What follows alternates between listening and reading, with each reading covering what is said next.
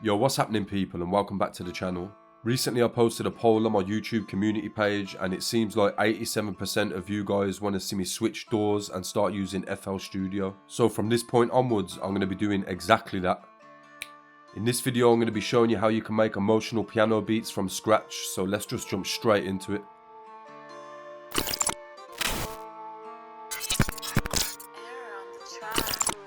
Now I know you've probably already heard this in 99% of the videos that you've watched before, but the key to getting a good emotional sound is by selecting good sounds that work well together and complement each other.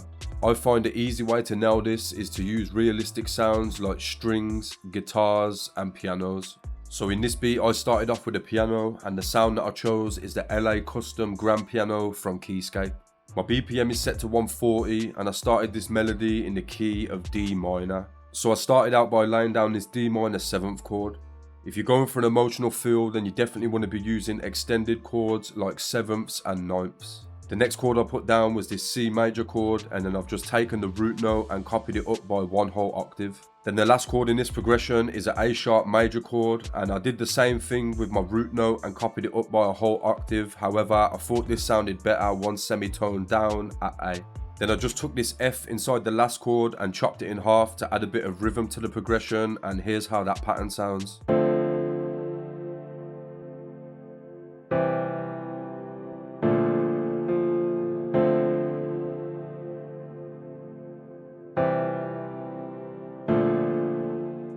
Now to make this progression sound a bit more thick, I've just taken the root notes from my chord progression and copied them down by one full octave, and then came in on top and added a simple counter melody. And this counter melody is actually a lot easier than it looks too. If you take a look at the notes that I'm using in the counter melody, you'll see that they're all a part of the original chords that I laid down. As long as you stick to this, your counter melodies are going to sound good 90% of the time. The only exception to this is this G, which isn't actually playing in the first chord, however it is playing in the chord immediately after. So yeah, just stick to the notes that are in your chords, and these counter melodies are really easy to come up with. Once I had this melody down, I just came in with an EQ and added a low shelf to manage some of those muddier low frequencies. And now all together, that first piano layer sounds like this.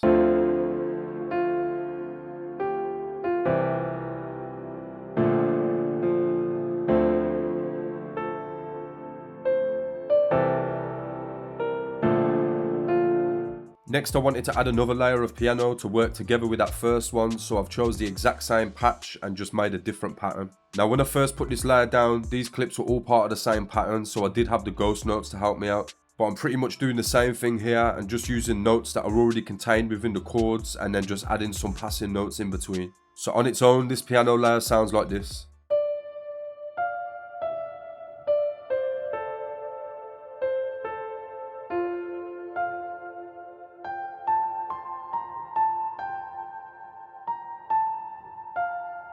Then all I added to this was Valhalla Vintage Verb to make it sound a bit more spacey and to help separate it from that first piano layer.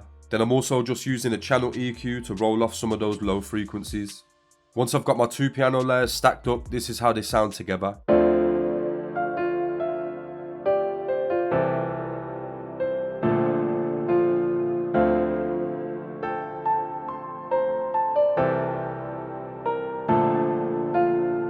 Next I wanted a different instrument that I can use to bring in during the bridges and the hooks, and for that I chose a guitar. The guitar that I went for is the Electric Sunburst from the Session Guitarist Bank. The preset that I'm using is called Pure, and then I just went ahead and laid down a simple pattern. Again, I'm just following the notes that are already in my chords.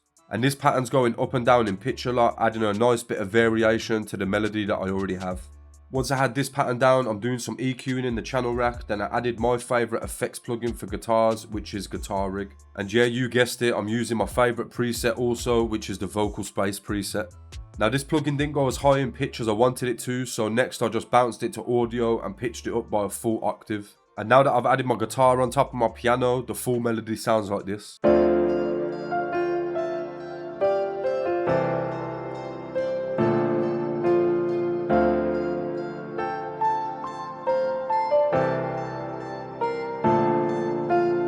So next I'm going to move on to the drums, and all of the drums that I used in today's video are from the brand new drum kit from Patent Sounds. The kit is called the Phoenix Drum Kit and it contains over 130 fire drum samples as well as a bonus folder of melodies.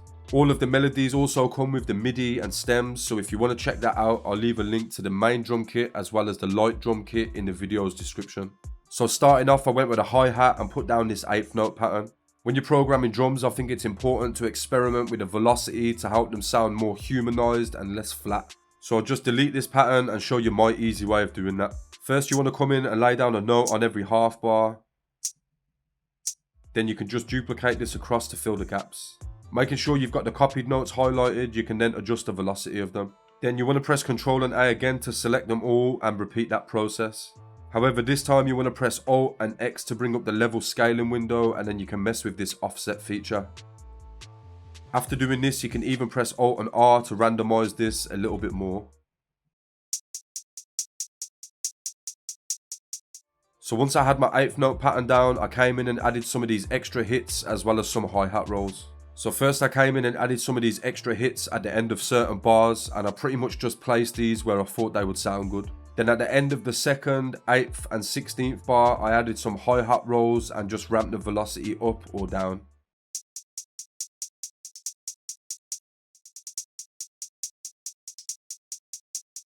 Next up, I went with an open hi-hat and I just placed this at the end of certain bars to help fill some of the space.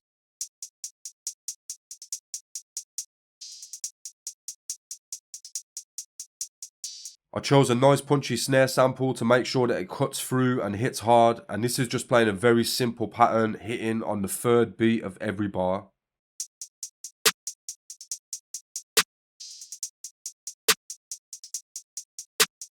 Next I wanted to add in some percussion to add a bit of extra bounce to the loop, and the first sound that I went with was this clicky sound, and I want this to hit just before the snare.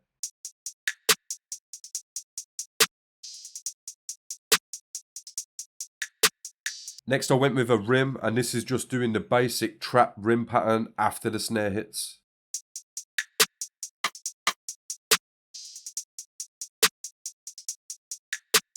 Then the last drum element is of course the kick. Usually when I'm making these 140 BPM trap type beats, I'll go with a high energy pattern with lots of drum hits. However, for this beat I kept it nice and simple to match the rest of the beat and just used minimal hits.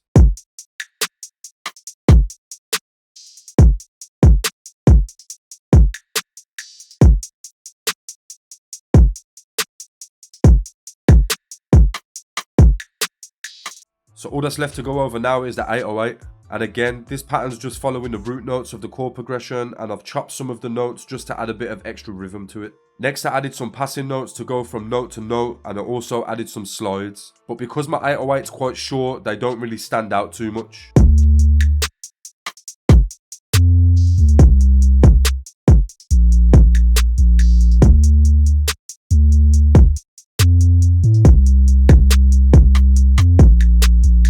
Then yeah, I just had to do some arranging, took some stuff out for the verse and the bridge, and this is how it came out.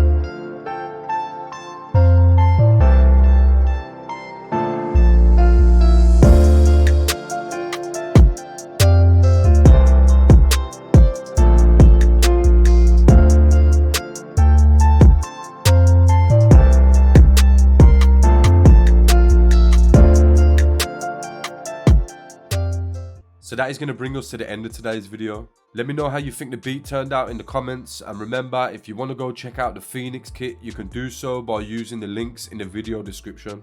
If you enjoyed the video or if you learned anything new from it, then make sure to hit the thumbs up button before you leave, and if you're new to the channel, then do me a favor and turn that subscribe button grey. Huge shout out to anybody that made it all the way to the end of the video. Thanks again for watching, and I'll catch you in the next one.